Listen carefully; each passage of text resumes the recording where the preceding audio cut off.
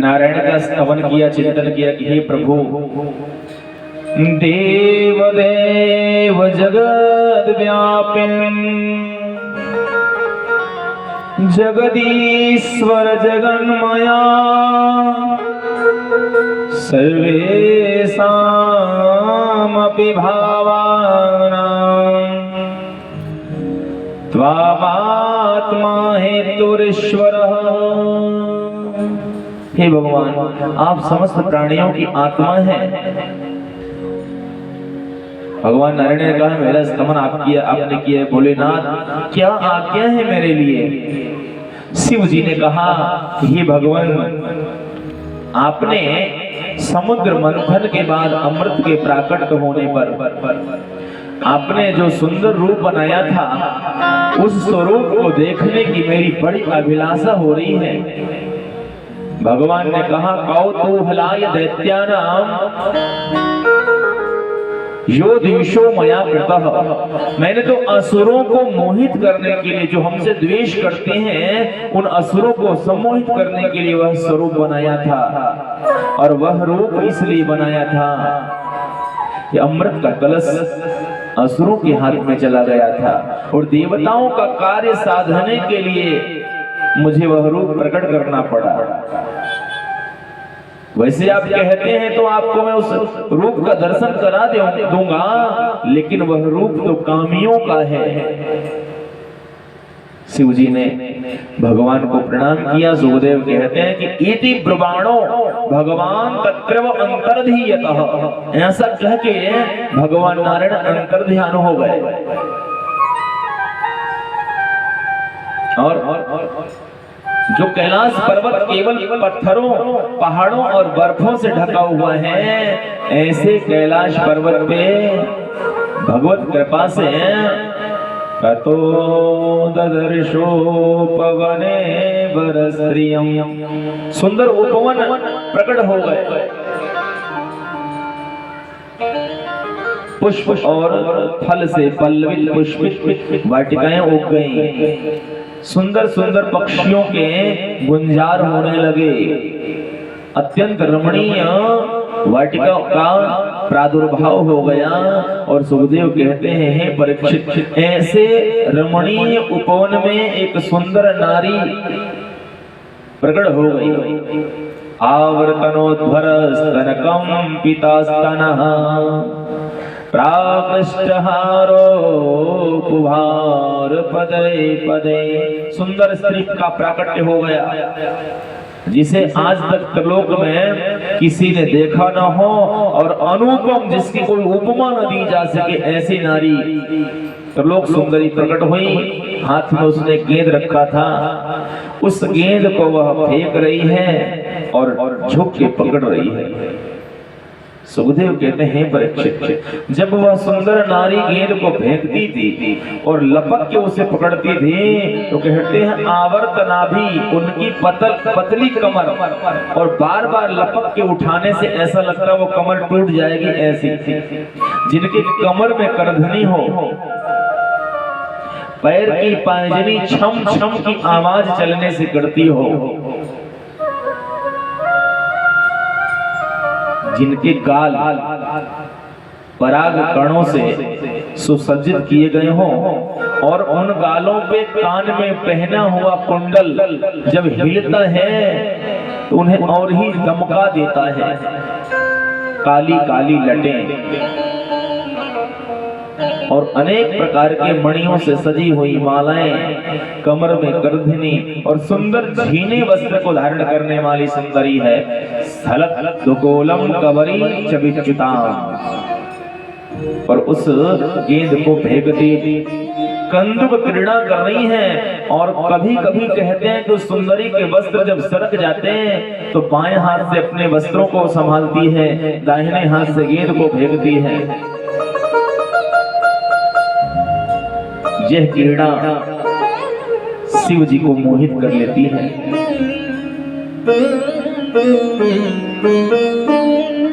शिव जी का मन अब प्रफुल्लित हो गया। पास में ही मां पार्वती बैठी हैं। शिव जी को इस बात का स्मरण नहीं रहा कि मेरी भार्या धर्म भार्या यहीं बैठी हैं परिणीता, और भगवान उठ के खड़े हो गए ऐसे सुंदर रूप को देख के।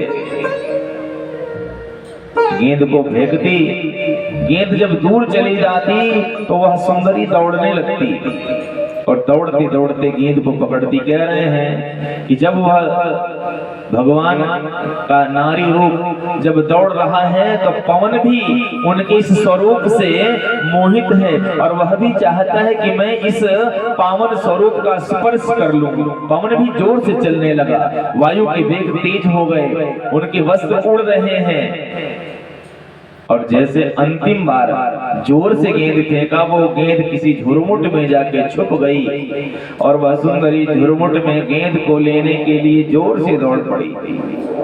वायु का वेग और तेज हो गया, और जब हवा तेज बहने लगी तो सुखदेव कहते हैं तस्य कराग्रा ततो कंदुको यदा, उनके हाथ से गेंद जब दूर चली गई तो वासह ससूत्र लघुमार तो भरत। वस्त्र भी ऐसा था जिन्हें धारण करने के बाद भी सारे अंग दर्शन हो रहे थे, और वायु देवता ने वस्त्र भी उड़ा ले गए, अब वस्त्र भी नहीं है शरीर पे।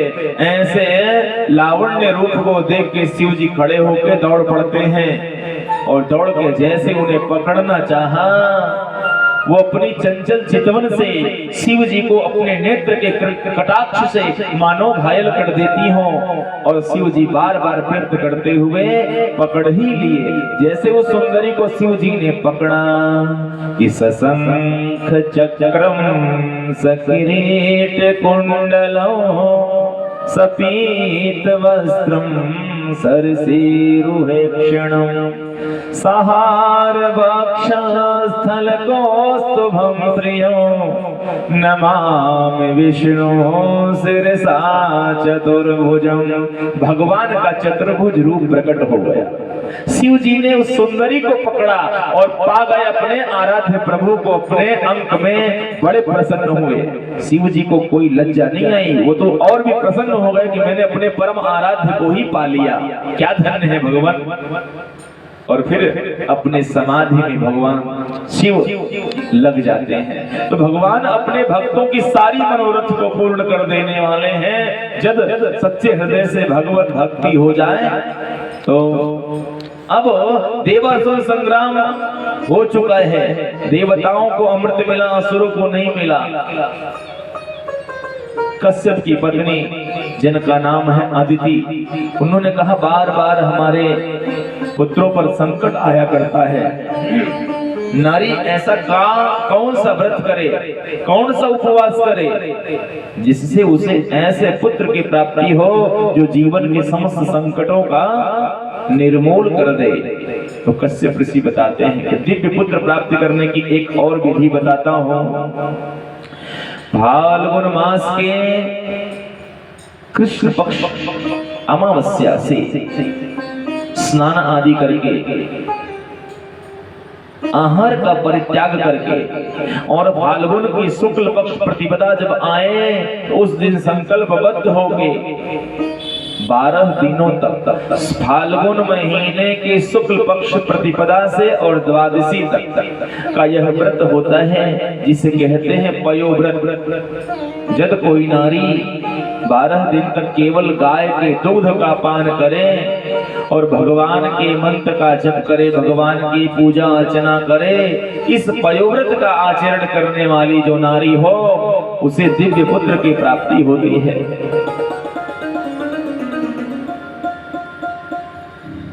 कश्यप जी ने जब बताया तो मां अदिति ने इसी व्रत का आचरण किया। तुम देव्यादिवराहेण रसाया स्थानमक्षिता उद्धृतासि नमस्तुभ्यं पापना में प्रणासः। हे भगवान, मैं आपके व्रत का आचरण करती हूँ। कहते हैं यह व्रत कैसे होता, तो सुअर के द्वारा खोदी गई मिट्टी ले आवे, जिस मिट्टी को सुअर ने खोदा हो, और उसे शरीर पर मंजन करें, लेपन करें, स्नान करें, प्रायश्चित कर्मों से निवृत्त हो। किसी भी अनुष्ठान यज्ञ आदि के आरंभ में प्रायश्चित होता है। प्रायश्चित इसलिए होता, लेहिया लेहिया, भक्ष भक्ष, चोष्य चोष्य, खाद्य खाद्य, स्पर्श स्पर्श्य, मतलब जो चीज चाटने की नहीं हमने उसे चाट लिया हो, जो खाने योग्य नहीं उसे खा लिया हो, जो चूसने लायक नहीं उसे चूस लिया हो, जो पीने लायक वस्तु ने उसे पी लिया हो। म्लक्ष संभाषण, चांडाल स्पर्श, अन्य बहुत सी चीजें हैं। बालक को अपने थाली में भोजन कराना भी प्रायश्चित लग जाता है। बच्चों को अपने थाली भोजन कराएं तो, अपनी पत्नी के साथ बैठ के थाली में भोजन करें तो भी उसका प्रायश्चित लगता है। मंत्र के उच्चारण में स्वर तो वर्ण तो वा, स्वर और वर्ण के गलत उच्चारण का भी प्रायश्चित लगता है। अनुस्वार, ह्रस्व, दीर्घ, प्लुत, उदात्त, अनुदात्त का भी भेद अगर हो जाए तो उसका भी प्रायश्चित लगता है। इसलिए किसी कर्मानुष्ठान के आदि में प्रायश्चित कर्म का विधान किया है कि समस्त प्रायश्चित से मुक्त होके तब इस कार्य का संपादन करें। तो इस प्रायश्चित को करके कोई व्रत का व्रत बताया। मैया अदिति ने व्रत किया, भगवान का स्तवन किया। नमस्तुभ्यं भगवते पुरुषाय महीयसे, सर्वभूत निवासाय वासुदेवाय दक्षिणे।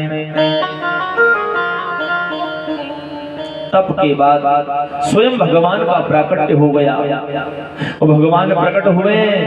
मैया अदिति ने भगवान को प्रणाम किया, नतमस्तक होके उनके चरण में अपना मस्तक रख के भगवान ने कहा वर मांगो। तो अदिति मैया ने कहा हे प्रभु, मैं आपसे यही मांगती हूँ कि मुझे आपके जैसा ही पुत्र प्राप्त हो जाए। भगवान ने कहा मेरे जैसा क्यों, मैं ही क्यों नहीं। मां का हृदय गदगद हो गया और भगवान ने वर दिया कि मैं स्वयं आपको पुत्र के रूप में प्राप्त हो जाऊंगा। और माता अदिति गर्भवती हुई। भगवान उन्हें पुत्र के रूप में दर्शन देते हैं और जब भगवान का प्राकट्य हुआ तो ब्रह्मादि देवता उनकी प्रार्थना किए कि जयो रुगाय भगवान रुक्रमा, नमोस्तुते, नमो ब्रह्मण्य देवाय त्रिगुणाय नमो नमः। हे भगवान, इस बार तो आप एक ब्राह्मण के वेश में प्रकट हुए हैं, अब कौन सी लीला करने वाले हैं। त्वमादिरन्तो भुवनस्य माथ मनन्त शक्ति पुरुषो यमाहो, कालो भवानाक्षितिपेश विश्वं सस्रोत पंथा पतितं गभीरम्। तो भगवान वामन के रूप में प्रकट हुए हैं। बोल वामन भगवान की। तम बटुम वामनम दृष्ट्वा मोदमानः महर्षय। वामन भगवान के स्वरूप को देखकर ऋषिगण प्रसन्न हो गए और भगवान की जय जयकार करने लगे। अब उनका श्रृंगार हो रहा है। ब्रह्मचारी वेशधारी भगवान वामन का श्रृंगार कैसे हुआ, किसने किया श्रृंगार। तो कहते हैं कि देवी सावित्री ने उन्हें यज्ञोपवीत उपलब्ध कराया। तस्योपनीयमानस्य, उनका यज्ञोपवीत भगवती सावित्री ने किया। ब्रह्म बृहस्पति, भगवान बृहस्पति ने ब्रह्म सूत्र धारण कराया। मेखलां कश्यपो ददात, कश्यप ऋषि ने उन्हें मेखला प्रदान किया। मेखला अर्थ है करधनी। कश्यप जी ने करधन पहनाया, बृहस्पति ने यज्ञोपवीत पहनाया और पृथ्वी माता ने उन्हें काले मृग का चर्म आसन के रूप में दिया। कृष्ण मृगाजिन। माता द्यौ जगतः पते कमंडलो वेद गर्भ, ब्रह्मा जी ने कमंडलो प्रदान किया, ऋषियों ने कुश प्रदान किए। अक्षमाला महाराजा सरस्वत्यात्मज, स्वयं माता वाणी की अधिष्ठात्री देवी मां सरस्वती ने रुद्राक्ष की माला उन्हें प्रदान किया। इत्यापनीताय गिराच पत्रिका माददा भिक्षा भगवती साक्षात् अंबिका सती। भिक्षा पात्र ब्राह्मण के रूप में भगवान का प्राकट्य है, जिनका आचरण भिक्षाचरण होना है ब्रह्मचारी वेश में, तो माता अंबिका ने, अन्नपूर्णा ने स्वयं उन्हें भिक्षा पात्र दिया। और ऐसे सुसज्जित छत्र, रुद्राक्ष की माला, कमंडलू, मेखला और अजिन से सुशोभित भगवान वामन देवताओं का कार्य सिद्ध करने के लिए आज महाराज बलि के मंडप पे पहुंचते, यज्ञ मंडप में। क्यों? उस समय बलि ही इंद्र थे, बलि स्वर्ग के अधिपति थे, और अब एक यज्ञ और होना है। यह यज्ञ हो जाएगा, 100 यज्ञ पूर्ण हो जाएगा, तो बलि को स्वर्ग से कोई हटा नहीं सकता।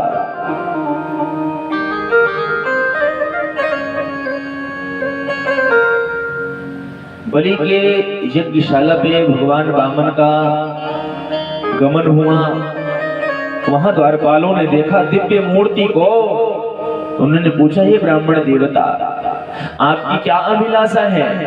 यज्ञ में आए हुए किसी भी ब्राह्मण अतिथि याचक को उनकी अभिष्ट वस्तु देके यज्ञ की पूर्णता का आशीर्वाद लेना चाहिए। तो आपकी क्या अभिलाषा है, हम आपकी क्या सेवा करें? तो वामन ने कहा कि मैं दूतों से नहीं, परिकरों से और भृत्यों से नहीं, मैं तो स्वयं यजमान से दान लेने आया हूं।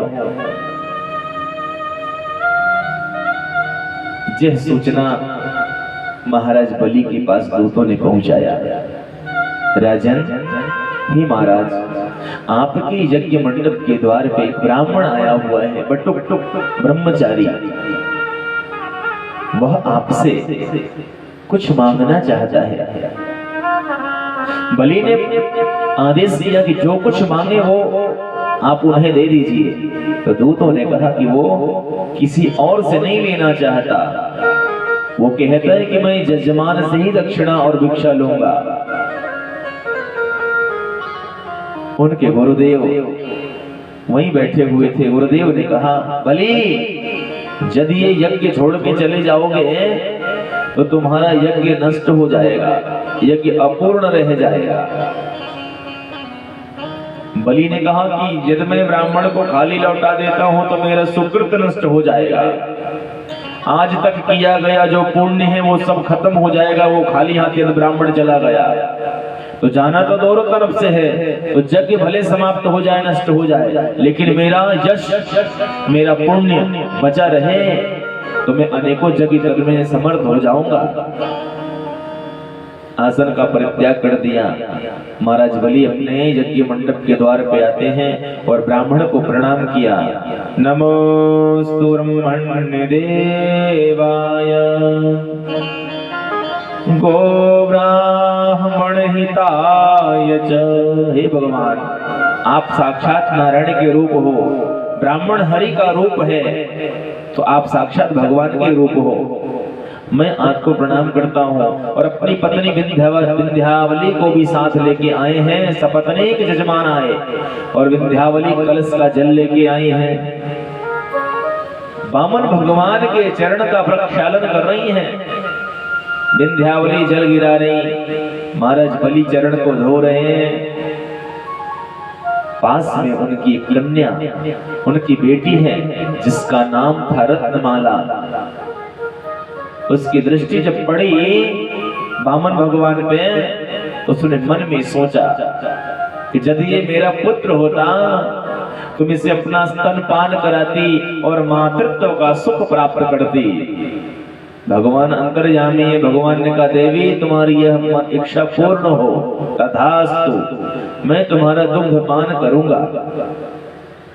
चरण को धोया गया। अपने दुपट्टे से बलि ने भगवान के चरण को पोंछा, प्रणाम किए और निवेदन किया कि हे ब्राह्मण देवता, मैं आपकी क्या सेवा कर सकता हूँ, आदेश करिए।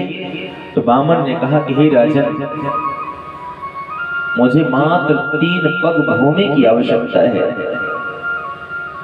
यही आप देना चाहते हो तो दे दे। बलि हंस पड़ा। बलि ने कहा कि जो त्रिलोक का सम्राट पूरे भूमंडल का एक आधिपत्य राज्य हो, जिसके अधिकार में स्वर्ग का जो एक छत्र स्वामी हो, उससे आप 3 पग भूमि मांग के उसका अपमान न करें।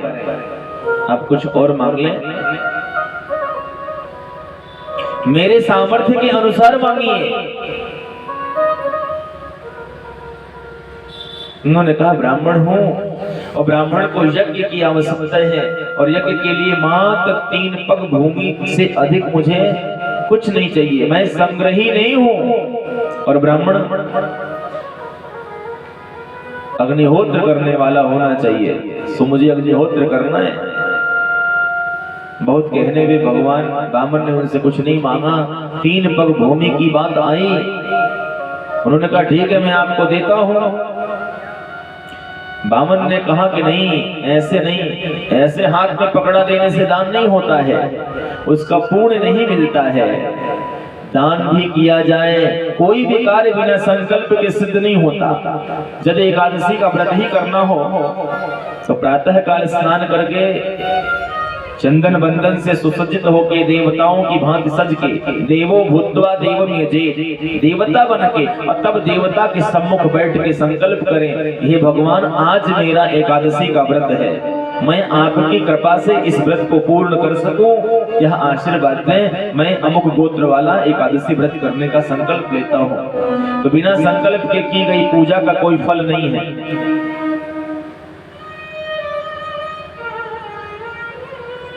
तो ठीक है, हम संकल्प कर देते हैं आपको। कमंडलू से, अपने कमंडलों से बामन ने बलि के हाथ पे जल देना आरंभ किया, लेकिन जल जब तक देते जल गिरा ही नहीं। क्यों नहीं गिरा? तो उनके गुरु शुक्राचार्य छोटा सा रूप बना के कमंडलू की टोटी में जाके बैठ गए थे। कमंडलू की टोटी जाम हो गई।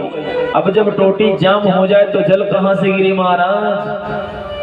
भगवान ने कहा गुरु जी की भी चिकित्सा करनी पड़ेगी। उन्होंने एक तृण उठाया, तिनका, और तिनके से कमंडलू की टोटी को साफ कर दिया। शुक्राचार्य की एक आंख फूट गई, उसमें से निकल के भाग गए। जाओ, तेरा सर्वनाश हो जाएगा। बलि तो मेरी बात नहीं मानता है। गुरु आज्ञा करेसी, गुरु की आज्ञा जो नहीं माने उसका सर्वनाश हो जाए, ऐसा कह के चले गए। ये विष्णु है, तेरे साथ छल हो रहा है बलि, सावधान हो जा। बलि ने कहा ये तो मेरा सौभाग्य है कि जगत को देने वाला, जगत का भरण पोषण करने वाला आज मेरे द्वार पे यदि याचक बन के आया है तो मेरे तो धन्य हो गए भाग। युग युगांतर में यह तो निश्चित रूप से इतिहास में ललिताक्षरों में लिखा जाएगा कि भगवान बलि के यहाँ मांगने वाले याचक बन के गए थे। इससे अधिक क्या हो सकता है? भगवान ने जल दिया। बलि ने संकल्प किया कि मैं आपको 3 पग भूमि देने का संकल्प करता हूं। और ज्यों ही संकल्प हुए वैसे भगवान का स्वरूप बढ़ने लगा। सहस्रशीरेखा पुरुषः सहस्राक्ष सहस्रपाद सभूमिगुं सल्पृत्वा अत्यतिष्ठत् दशांगुलम्। जो छोटे रूप में है, बामन रूप में, आज उनका स्वरूप विराट होने लगा, बढ़ने लगा, बढ़ने लगा, बढ़ने लगा। देखते ही देखते भगवान का स्वरूप अंतरिक्ष तक जा पहुंचा। रत्नमाला ने सोचा ये तो बड़ा छलिया है, छल से इसने मेरे पिता को ठग लिया, मेरा बस चले तो इसे जहर दे के अभी मार डालूं। भगवान ने कहा तथास्तु, तुम्हारा जहर भी पीऊंगा समय आने पर। अब भगवान ने कहा कि मैं नापता हूं बलि, देखो। भगवान ने वचस्तवैचन देव सोनितं कुलोचितं धर्मयुत यशस्करं यस्य प्रमाण भृगव सांकारये च पितामह कुल वृद्ध प्रशांतये अब उन्होंने नापना आरंभ किया, एक चरण उठाए स्वर्ग को नाप लिया, दूसरे से अंतरिक्ष आदि अन्य लोगों को नाप लिया, 2 पग में ही भगवान ने सब कुछ नाप लिया और कहा बलि 3 पग का संकल्प किया है, अब कहां रखूं तीसरा पैर, 2 में तो सब चला गया, अगर मैं तीसरा चरण रख के नापूंगा नहीं मुझे कुछ मिलेगा नहीं, तो तुम्हारा यह ऐश्वर्य भी चला गया और संकल्प भी पूरा नहीं हुआ, तो भ्रष्ट संकल्प हो जाओगे। बलि भगवान की ओर एकटक ताक रहा, देख रहा है, आर्द्र हृदय और समर्पण भाव वाला बलि का हृदय द्रवीभूत हो चुका है कि आज भगवान के दर्शन मुझे साक्षात हो रहे हैं, नारायण मेरे द्वार पे स्वयं चल के आए हैं। और बलि ने कहा, हे प्रभु सब कुछ आपने नाप लिया, तीसरा पग कहां रखेंगे, तो यह बलि का शरीर आपके लिए समर्पित है, मेरे सिर पे आप अपना तीसरा पग रख दीजिए। और भगवान ने बलि के मस्तक का अपने चरण से स्पर्श किया और कहा कि हाँ तुम्हारा संकल्प पूर्ण हुआ, धन्य हो बलि। यावन्तो विषया प्रेष्ठाः त्रैलोक्यमजितेन्द्रियो न शक्नुवन्ति ते सर्वे प्रापूरयितुं नृपः। तुम पूरा तो नहीं करने वाले थे और नहीं कर पाते, लेकिन तुम्हारी बुद्धि की बलिहारी है कि मैंने 2 पग में ही सब कुछ नाप लिया, तो अपनी बुद्धि के बलिहारी से तुम विजय प्राप्त कर लिए, तुमने अपना संकल्प पूर्ण किया, मैं तुम्हारी भक्ति से प्रसन्न हूं। भगवान ने उन्हें पाश में बांध दिया और कहा अब तुम बंध गए हो, यह स्थान तुम्हारे लिए रहने योग्य नहीं, इसलिए कि सब मेरा हो चुका है। दान की हुई वस्तु पे दाता का कोई अधिकार नहीं रहता, इसलिए सब कुछ मेरा हो चुका है, अब तुम चले जाओ।